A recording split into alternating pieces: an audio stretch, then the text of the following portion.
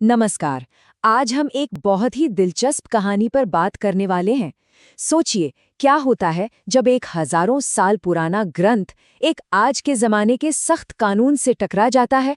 और हाँ, इस सब के बीच में पैसा भी शामिल है। सवाल सुनने में तो काफी फिलोसॉफिकल लगता है ना।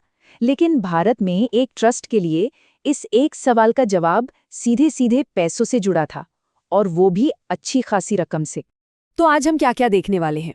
सबसे पहले बात होगी इस पूरे विवाद की। फिर देखेंगे कि कोर्ट ने क्या कहा। गीता धर्म है या दर्शन, इस पर भी बात करेंगे।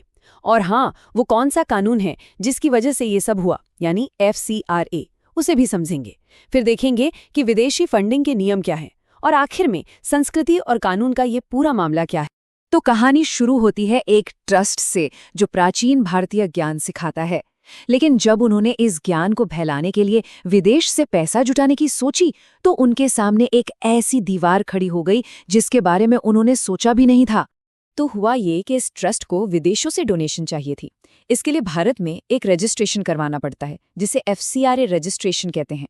उन्होंने अप्लाई किया, लेकिन सरकार ने उनकी एप्लीकेशन को रिजेक्ट कर दिया। और बस यहीं से शुरू हुई पूरी कानूनी लड़ाई। लेकिन ट्रस्ट ने हार नहीं मानी और अपना केस लेकर सीधे मद्रास हाईकोर्ट पहुंच गया। और वहां कोर्ट ने जो फैसला सुनाया, उसने तो इस पूरे मुद्दे को देखने का नजरिया ही बदल कर रख दिया। और ये है कोर्ट के फैसले का सबसे अहम हिस्सा। कोर्ट ने साफ साफ कहा, भगवद गीता कोई धार्मिक किताब नहीं है, ये एक मॉरल साइंस है। सुनने में ये शायद एक छोटा सा फर्क लगे, लेकिन कानूनी तौर पर इस एक लाइन ने पूरा खेल ही बदल दिया। इसी मजबूत बयान के आधार पर कोर्ट ने सरकार के रिजेक्शन को खारिज कर दिया।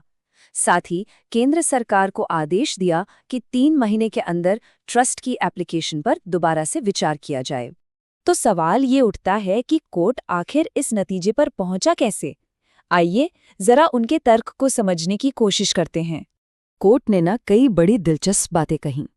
पहली बात कि गीता को आप किसी एक धर्म जैसे हिंदू धर्म में नहीं बांध सकते। ये तो भारत की विरासत का हिस्सा है, सबके लिए है। दूसरी बात, योग भी एक यूनिवर्सल फिलॉसफी है, सिर्फ धर्म नहीं। और सबसे जरूरी बात, कोर्ट ने कहा कि जो काम ट्रस्ट कर रहा है वो धार्मिक नहीं बल्कि सांस्कृतिक और दार्शनिक है। और कानून की नज़र में इन दोनों शब्दों में जमीन आसमान का फर्क है। ये पूरा का पूरा मामला एक ही कानून के इर्द गिर्द घूम रहा है, और वो कानून है फॉरेन कंट्रीब्यूशन रेगुलेशन एक्ट, यानी कि FCRA। चलिए देखते हैं कि आखिर ये कानून है क्या। सीधे सीधे कहें तो FCRA एक तरह से भारत का गेटकीपर है। ये देखता है कि विदेशों से जो पैसा आ रहा है वो कहाँ जा रहा है और किस काम के लिए इस्तेमाल हो रहा है। मकसद बस इतना सा है कि कोई भी विदेशी पैसा देश की सुरक्षा के लिए खतरा ना बन जाए। और हाँ, ये कोई नया कानून नहीं है, ये तो 1976 से चला आ रहा है।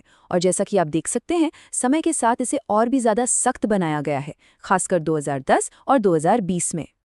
अच्छा, तो ये कानून असल में काम कैसे करता है?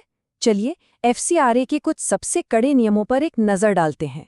सबसे पहले तो ये कानून कुछ लोगों और संस्थाओं को विदेशी पैसा लेने से साफ मना करता है, जैसे कि नेता, पत्रकार, जज और सरकारी कर्मचारी। इसके पीछे की सोच ये है कि देश के अहम पदों पर बैठे लोगों पर विदेशी असर ना पड़े। और सरकार ने इस पर कंट्रोल और भी ज़्यादा टाइट कर दिया है। 2020 में एक नया नियम आया कि भाई जितना भी विदेशी पैसा आएगा वो सिर्फ और सिर्फ एक ही बैंक अकाउंट में आएगा, और वो अकाउंट है नई दिल्ली की SBI ब्रांच में।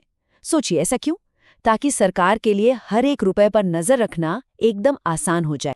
इतना ही नहीं, कानून ये भी तय करता है कि कोई संस्था एडमिनिस्ट्रेटिव खर्चों पर, मतलब ऑफिस वगैरह के खर्चों पर कितना पैसा लगा सकती है। अब ये लिमिट सिर्फ 20% है, ताकि ज्यादातर पैसा असल काम पर ही खर्च हो। और आखिर में एक और बहुत बड़ा नियम, अगर किसी एक संस्था को FCRA के तहत पैसा मिला है तो वो उस पैसे को किसी दूसरी संस्था को ट्रांसफर नहीं कर सकती। ये नियम पैसों के जाल को बनने से रोकता है और जिम्मेदारी तय करता है। तो चलिए अब इन सारी कड़ियों को जोड़ते हैं। फिलॉसफी और नेशनल सिक्योरिटी के इस अनोखे मेल से ये पूरा कोर्ट केस हमें आखिर सिखाता क्या है। ये केस हमें साफ साफ दिखाता है कि कैसे एक प्राचीन ग्रंथ की फिलॉसफिकल व्याख्या एक आज के नेशनल सिक्योरिटी कानून को सीधे सीधे प्रभावित कर सकती है। ये बताता है कि संस्कृति, कानून और पैसा, ये तीनों चीजें कितनी गहराई से एक दूसरे से जुड़ी हुई हैं। और आखिर में ये पूरा मामला हमें एक बड़े सवाल पर लाके खड़ा कर देता है कि कानून को कैसे तय करना चाहिए कि क्या सांस्कृतिक है और क्या धार्मिक। ये लाइन खींचना कितना मुश्किल है, खासकर जब बात विदेशी फंडिंग और नियमों की हो। और भारत जैसे देश में जहां इतनी विविधता है, इसका जवाब तो और भी मुश्किल हो जाता है। सोचने वाली बात है ना। ऐसी ही जानकारी के लिए सब्सक्राइब कीजिए ऑल कैन स्टडी को। Thank you. देन चलिए नेक्स्ट वीडियो पर मिलते हैं।